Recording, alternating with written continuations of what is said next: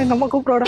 ஒண்ணு இல்லம்மா, ஃப்ரெண்ட்ட பேசிக்கிட்டு இருக்கமா. இன்னைக்கு மாப்பிள்ளை வீட்டுக்காரங்க சாயங்காலம் பொண்ணு பார்க்க வராளே, ஞாபகம் இருக்கா? சாயங்காலமா வராங்க. ஆமாண்டி, மாப்பிள்ளை வீட்டுக்காரங்க எது கேட்டாலும் தெரியும் சொல்லணும், சமைக்க தெரியுமான்னு கேட்டாலும் தெரியும் சொல்லணும். அம்மா எனக்கு தான் சமைக்கிறத பத்தி எதுவுமே தெரியாதம்மா. அது ஒண்ணு பெரிய விஷயம் இல்லடி.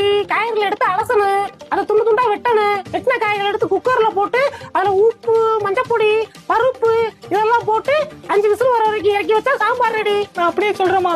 இவன் தான் என்னோட பையன், இதான் என் பொண்ணு பாஞ்சாலி. பொண்ணுக்கு பையனை பிடிச்சிருக்கான். உங்க பையனுக்கு பொண்ணை பிடிச்சிருக்கா இல்லையா கேட்டு சொல்லுங்க. என்னப்பா பொண்ணை பிடிச்சிருக்கா? பொண்ணை பிடிச்சிருக்காங்கடா. பொண்ணு பிடிச்சிருக்குப்பா ரொம்ப. அப்பா பொண்ணுகிட்ட மட்டும் ஒரு கொஸ்டின் மட்டும் கேட்டுக்கிறவா? ஒரு கொஸ்டின் என்ன மாப்பிள, எத்தனை கொஸ்டின் வேணா என் பொண்ணு கேளுங்க.